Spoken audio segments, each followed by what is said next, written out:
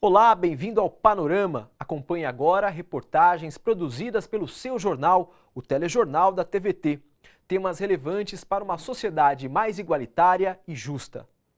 Recentemente, uma decisão do Supremo Tribunal Federal considerou que aborto até o 3º mês de gestação não é crime. Para feministas, a decisão é um primeiro passo para a descriminalização e a legalização do aborto. No entanto, a bancada conservadora no Congresso Nacional já anunciou que vai instalar uma comissão especial com o objetivo de rever a decisão tomada pelo STF. Movimentos feministas comemoraram a decisão do Supremo Tribunal Federal de que o aborto até o 3º mês de gestação não é crime. Apesar de valer para um caso específico de Duque de Caxias, no Rio de Janeiro, a decisão do STF abre precedentes e poderá ser usada como argumento por juízes em situações que envolvam o aborto até o 3º mês de gravidez. Foi uma surpresa e foi uma boa surpresa, porque, na verdade, eles acabaram levantando os argumentos que nós levantamos o tempo inteiro. Fala-se de ventre livre desde que se falou, desde que se disse que terminou com a escravidão no país, e, na verdade, as mulheres ainda não gozam desse direito. Hoje, o aborto é permitido em caso de estupro, quando a gestação coloca a vida da mulher em risco ou quando é constatada a anencefalia, que é o feto sem cérebro. Segundo o Código Penal, a mulher que aborta está sujeita à prisão de 1 a 3 anos e o médico até por 4 anos. As feministas alertam que a decisão do Supremo Tribunal Federal é apenas o primeiro passo de um longo caminho a ser percorrido para a descriminalização do aborto. O presidente da Câmara dos Deputados, Rodrigo Maia, do Democratas, anunciou que vai instalar uma comissão especial com o objetivo de rever a decisão tomada pela Corte. Isso mostra, primeiro, como nosso Congresso é extremamente autoritário, querendo interferir nas decisões do Supremo Tribunal Federal. Isso mostra como a gente vive, na verdade, uma realidade de um golpe político no nosso país e eles vão tomar quaisquer medidas que forem necessárias para colocar o seu poder acima de qualquer coisa, Em segundo lugar, eu acredito que isso quer dizer o quanto que o nosso Congresso é conservador também. Porque esse Congresso é um Congresso que ele tenta, de qualquer maneira, então, tirar os direitos das mulheres. Para os movimentos feministas, mais do que descriminalizar, o objetivo é legalizar o aborto no país. Só descriminalizar não significa legalizar, É importante que se legalize o aborto, então que o Estado ele dê suporte para as mulheres que optarem por interromper uma gestação. Nos hospitais, que elas tenham apoio psicológico, que elas tenham, enfim, toda a estrutura necessária a tomar essa decisão da forma mais autônoma possível. As feministas avisam que não permitirão retrocessos e vão continuar se mobilizando a favor do direito de a mulher ter autonomia sobre o próprio corpo. A nossa legislação é extremamente restritiva com relação à questão do aborto e o Estado é laico, o aborto é uma questão de saúde pública, caberia ao Estado fornecer o serviço. Se tiver uma religião qualquer que é contra a realização do aborto, ela, por favor, que convença as suas fiéis, Mas não todo mundo, não obrigue todo mundo a seguir os seus preceitos, porque nem todo mundo pertence a uma só religião e porque, repito, o Estado é laico.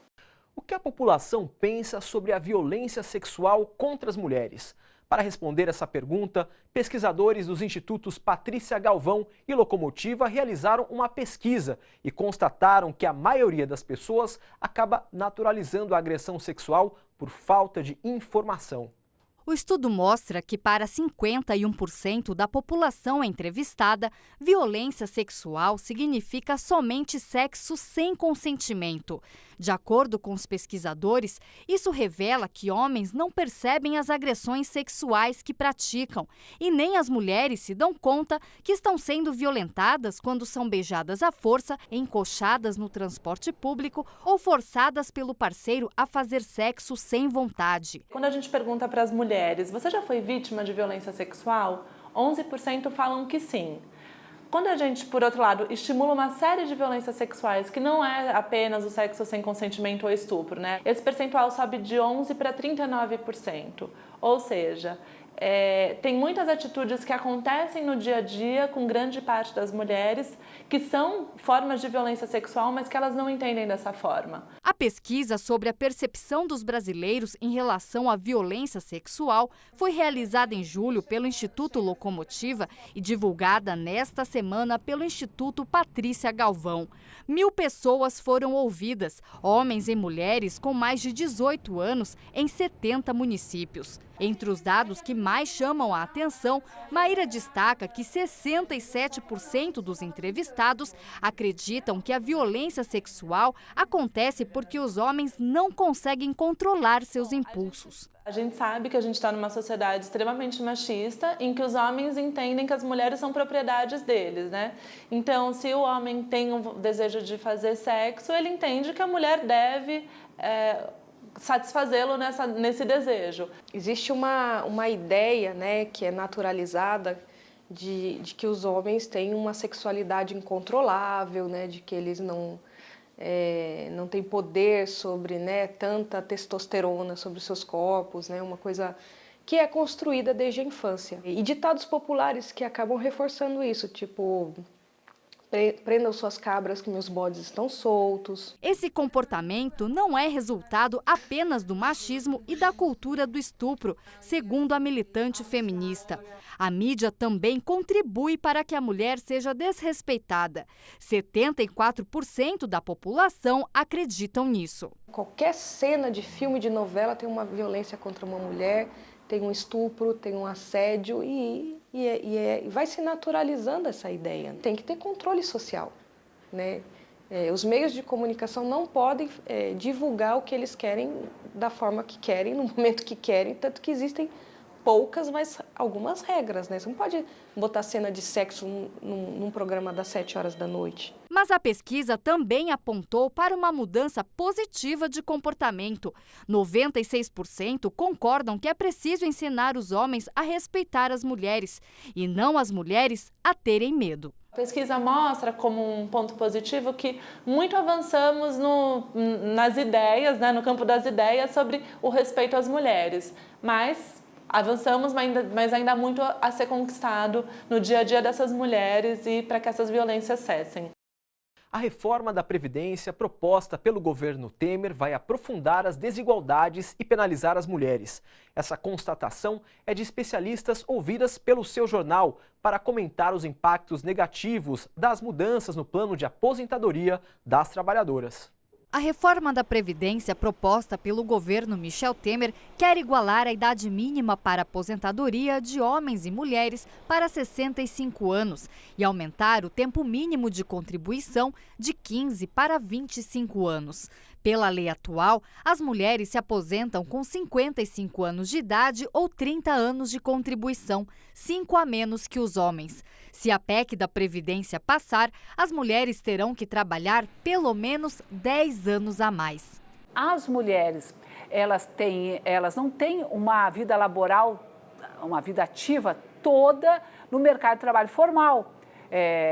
A maioria das mulheres, a maior parte das mulheres, passam por um período de informalidade muito grande, tem interrupções na sua carreira profissional, principalmente no período da maternidade, especialmente as mulheres mais pobres, que são justamente as que têm menos acesso a políticas públicas, acesso à creche, né? São as mulheres que têm maiores níveis de desemprego e, portanto, ficam maior parte do tempo desempregada e sem um período de contribuição. Dados do Instituto Brasileiro de Geografia e Estatística de 2015 mostram que a aposentadoria média da trabalhadora brasileira é de R$ 1.476, o equivalente a 80% do salário que recebia quando parou de trabalhar. Esse valor é quase 20% menor que a aposentadoria média dos homens. As mulheres vivem uma situação de desigualdade, né, no mercado de trabalho. As mulheres ganham menos, 30% que os homens, as mulheres estão no trabalho mais precário, na informalidade e nos setores mais desqualificados do mercado de trabalho. Nós estamos vivenciando uma situação em que os rendimentos médios de homens e mulheres está caindo em relação aos anos anteriores, ou seja, as pessoas estão recebendo menos. Portanto, futuramente também vão se aposentar com rendimentos menores. Segundo a coordenadora nacional da Marcha Mundial das Mulheres, as trabalhadoras do campo serão as mais afetadas pela reforma da Previdência. Na Constituição de 88, o que se aprovou lá é que a Previdência seria solidária com os trabalhadores rurais, que a gente sabe que é a população mais pobre com menos condição de contribuir, portanto não seria contributiva. Qual que é a mudança que vem para os rurais? Os rurais vão ter que contribuir. Qual é a discussão que a gente faz entre as mulheres? Você tem uma família ali que tem uma produçãozinha e ela dá aquele dinheiro, ela tem que fazer a contribuição para a Previdência. É óbvio que você não vai conseguir contribuir para duas previdências, você vai contribuir para a previdência do homem em geral. Esse debate, na verdade, no Congresso, ele vai se realizar no próximo ano, né? Porque o Congresso esse ano só está voltado para a aprovação da PEC 55. Então, eu acredito que a gente tem condições reais e objetivas de mobilizar a sociedade para enfrentar esse projeto e produzir as mudanças necessárias para que ele não seja aprovado da forma como está sendo proposto. Veja no próximo bloco. Secretaria de Políticas Públicas para LGBTs comemora avanços e cestas de Natal com produtos orgânicos do MST. A gente já volta.